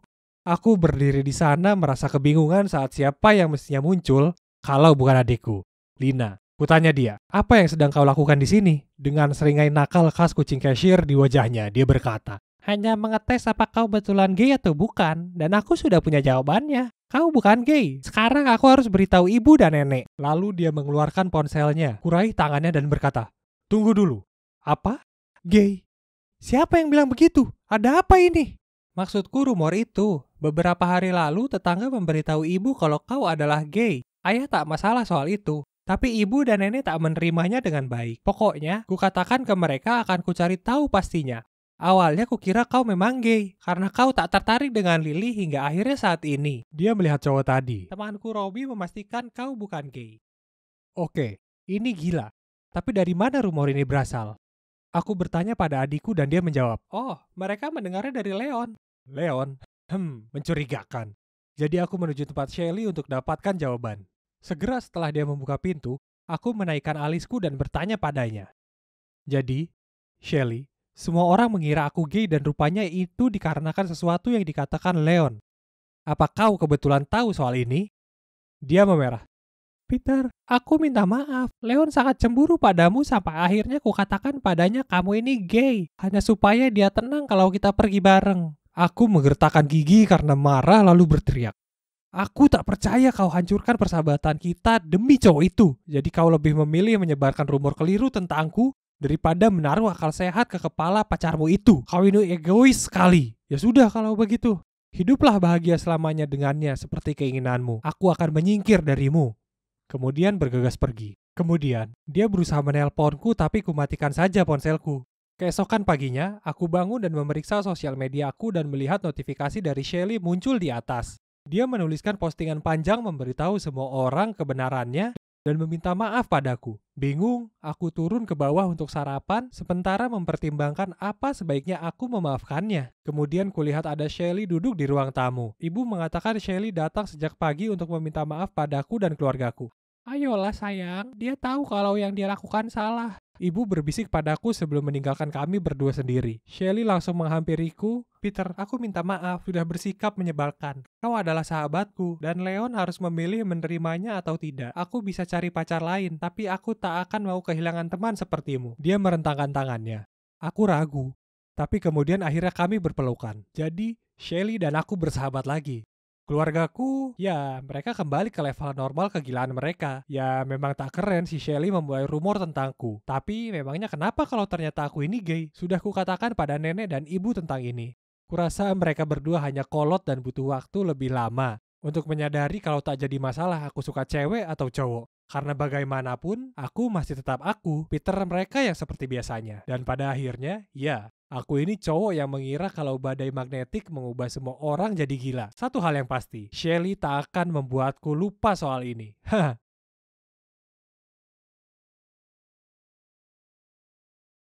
Hai guys, aku Chrissy, dan kehidupan SMA aku mengalami perubahan drastis berkat ibuku yang terlalu protektif dan gila. Kalian tahu, orang tuaku cerai saat aku masih kecil. Aku tinggal bersama ibuku, tapi ia bekerja di Departemen Investigasi Kriminal yang artinya ibu super sibuk sampai tugas-tugas rumah terbengkalai. Dan kami selalu membeli makanan bungkus. Percayalah padaku, makan pizza dan nasi goreng telur tiap malam tak seenak kedengarannya.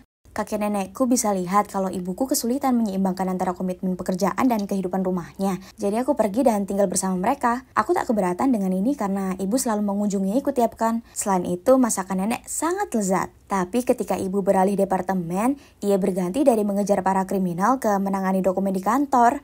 Karena perubahan ini, ibu punya lebih banyak waktu. Jadi aku pindah kembali bersamanya. Hanya dengan tinggal bersamanya, aku sadar betapa berbedanya sikapnya terhadapku.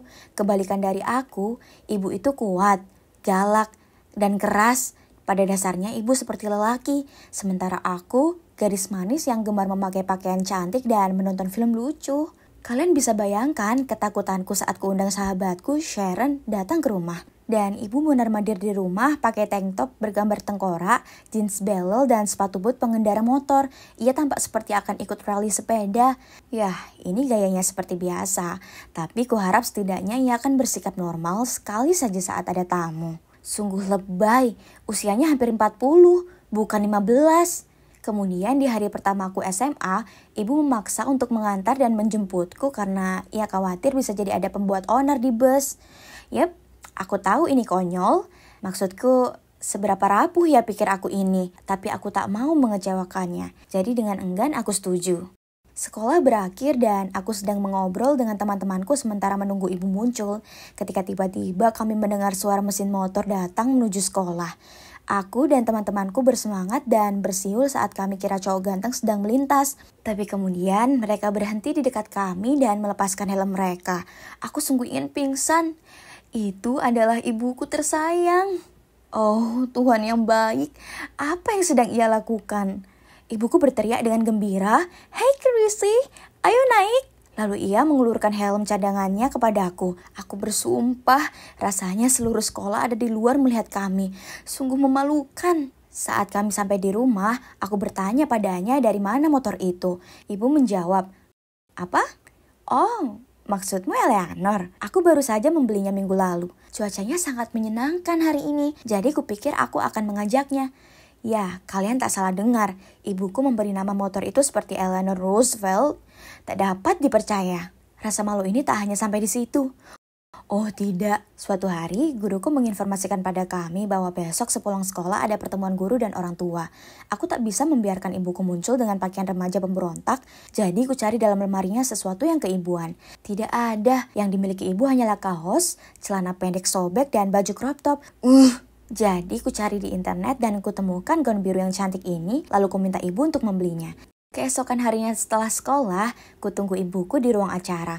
Semua orang tua sudah ada di sana, hanya ibuku yang tak ada. Aku hendak menelponnya ketika tiba-tiba seseorang memasuki ruangan. Ya, Tuhanku.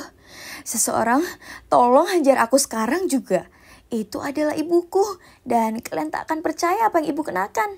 Tidak, itu bukan gaun biru itu.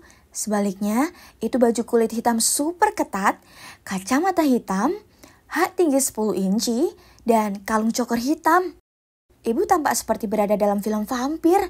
Semua orang ternganga melihatnya. Kurasa beberapa ayah bahkan sedikit ngiler.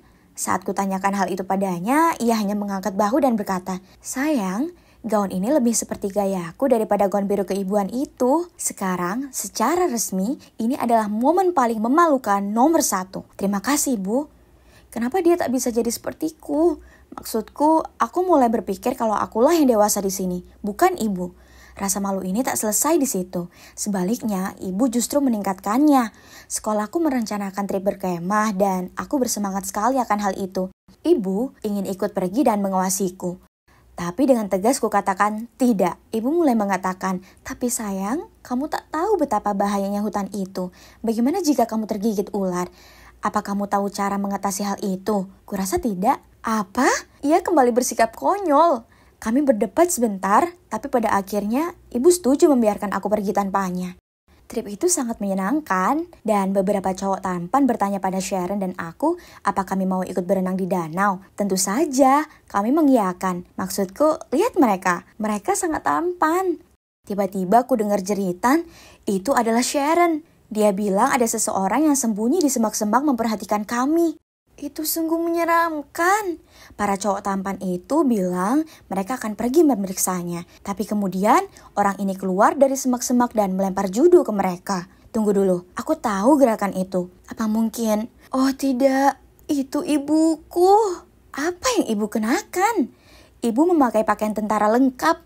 Ia bahkan membawa teropong. Ya ampun ibu, apa yang ibu lakukan berdandan seperti G.I. Joe? Aku tak bisa menahan tangis dan berteriak, "Ya Tuhanku, kenapa ibu tak bisa tinggalkan aku sendiri? Ibu kacaukan semuanya." Kemudian aku lari kembali ke perkemahan. Ibu pergi setelahnya, tapi aku merasa sangat malu selama sisa acara. Saat aku kembali ke rumah, ibu langsung meminta maaf dan bersumpah bahwa hal seperti itu tak akan terjadi lagi. Oke, aku bisa lihat di matanya kalau ia bersungguh-sungguh, jadi aku akan memberinya kesempatan. Ibu jauh lebih tenang setelah itu, dan bahkan membiarkan aku pergi ke sekolah sendiri. Ya, itu adalah kemajuan besar, bukan begitu? Tak lama setelahnya, aku mulai pacaran dengan satu cowok bernama Kevin. Dan wah, dia ini seksi. Dia salah satu cowok populer di sekolah. Jadi aku masih tak percaya dia memilihku. Aku tak tahu bagaimana ibu tahu soal dia, tapi begitulah. Dan ibu memaksa mengundangnya datang untuk makan malam. Aku membuatnya sepakat untuk tidak melakukan kegilaan apapun. Maksudku, apa hal terburuk yang bisa saja terjadi? Makan malam itu berjalan lancar, sampai kami mendapat pencuci mulut dan kemudian ibu mulai bertanya padanya pertanyaan aneh, seperti, "Kevin, berapa banyak cewek yang sudah kau kencani?" Dan aku beranggapan kalian berdua ada kelas kesehatan di sekolah, atau sebaiknya aku ingatkan kalian beberapa fakta penting. Oh, Tuhan yang baik. Ibu, pertanyaannya lebih dari sekedar memalukan. Kevin hanya duduk di sana dengan senyum yang sangat canggung di wajahnya dan tak menjawab. Tapi kemudian ibu memberitahukan sudah sangat malam dan pada dasarnya mengusirnya dari rumah. Ini baru jam 8:30. Setelah Kevin pergi, aku langsung menuju ibuku dan kami mulai berdebat. Ibu sudah setuju tak melakukan hal gila. Kenapa ibu tak bisa bersikap seperti ibu normal? Ia menjawab, "Oh sayang, Kevin itu sangat tampan, tapi dia tak baik untukmu." Aku tahu tipenya. Mereka hanya ingin mengambil keuntungan dari cewek feminin sepertimu. Apa? Cewek feminin sepertiku? Apa maksudnya itu? Aku balas berteriak. Ibu melakukannya lagi. Ibu bersikap terlalu protektif. Itu karena kamu tak cukup tangguh. Jika kamu tak terlalu feminin dan jadi jagoan seperti ibumu ini, aku tak perlu menjagamu sepanjang waktu. Aku bergegas ke atas, ke kamarku dan membanting pintu. Aku sangat ingin membuktikan padanya kalau ia salah soal Kevin dan aku tak perlu perlindungannya. Untungnya ibu belum menakut-nakuti Kevin. Kevin memberitahuku kalau orang tuanya juga sangat memalukan. Suatu malam, Kevin mengajakku ke sebuah restoran bagus. Terdapat lilin, musik live, dan makanannya yang lezat. Sungguh romantis. Kemudian dia menyentuh tanganku dan mendekat. Ini sangat menyenangkan. Aku akan mendapatkan ciuman pertamaku. Tiba-tiba ada yang menggebrak meja di dekat kami dan mengacaukan momen itu. Itulah saat ku perhatikan mereka punya gantungan kunci di tasnya yang kelihatan sama persis seperti yang ku buat dulu di perkemahan musim panas. Aku berdiri dan jalan ke meja itu. Seorang wanita paruh baya berambut pirang dan kacamata hitam sedang duduk di sana. Aku berusaha lihat wajahnya, tapi sepertinya dia menjauhiku. Aku melihat lebih dekat dan aku tak percaya. Ku tarik lepas rambut palsu itu dari kepalanya dan ya, itu ibuku tersayang. Lagi. Jujur saja, aku tak mau lagi berdebat dengannya. Hari ini adalah bukti bahwa dia tak bisa berubah. Jadi dengan suara tenang hanya kukatakan, aku membencimu ibu. Ibu adalah ibu terburuk yang pernah ada. Kemudian kuraih tangan Kevin dan lari keluar dari sana. Oke, mungkin yang kukatakan sedikit kasar, tapi dia baru saja mengacaukan apa yang bisa saja jadi ciuman pertamaku. Aku tak bisa konsentrasi pada kencan kami setelah itu, jadi ku minta Kevin untuk mengantarku pulang. Tapi yang mengejutkanku, dia membawaku kembali ke tempatnya. Aku tahu apa artinya itu. Tapi aku belum siap untuk hal itu sama sekali, jadi ku bilang padanya aku akan naik Uber. Tiba-tiba dia mencengkram lenganku dan berusaha menyeretku masuk ke rumahnya. Aku tak percaya ini terjadi, ibu benar sekali tentangnya. Aku panik, tapi kemudian aku ingat hal penting yang ibu ajarkan padaku. Jadi ku gunakan gerakan judo ciri khasnya pada Kevin. Itu berhasil karena dia terbaring di tanah dan mengarang kesakitan. Saat itulah saat ibu datang naik motornya. Segera saat aku melihatnya, aku berlari ke arahnya, mendekapnya erat dan menangis seperti bayi di pelukannya. Kalian pasti bertanya-tanya bagaimana ibuku menemukanku. Ya, saat Kevin datang makan malam, ibu mencuri ponselnya dan menyadapnya. Jadi ibu punya akses ke semua pesan dan lokasinya. Jadi setelah aku menyeret Kevin keluar restoran, Kevin mengirim pesan ke temannya mengatakan dia akan berusaha meniduriku. Apapun caranya yang dimana dibaca ibuku. Jadi ibu bergegas menyelamatkanku. Ya Tuhan, itu sangat tidak benar. Tapi apa yang bisa kalian harapkan dari seorang investigator kriminal? Saat kami tiba di rumah, kami bicara serius. Yang mengejutkanku, ibu mengakui bahwa ibu salah tentangku. Ibu melihat bagaimana aku bisa menjaga diriku sendiri. Gerakan judo yang kulakukan ke Kevin sangat membuatnya terkesan. Lihat kan, cewek feminin juga bisa menendang orang juga. Jadi sejak kejadian itu, semuanya di antara kami jadi jauh lebih baik. Ternyata ibu tak begitu menyebalkan kok. Aku sadar sekarang kalau ibu itu cukup keren dan semua yang ia lakukan hanyalah untuk melindungiku. Oke, mungkin kita melakukannya di level ekstrim, tapi ia melakukan itu dengan baik. Terima kasih ibu. Berkat ibu sekarang aku merasa lebih kuat. Kalian tahu apa kata mereka? Aku ini wanita kuat karena wanita kuat membesarkan aku. Meskipun satu hal yang pasti, aku tak akan meminjam baju-bajunya dalam waktu dekat.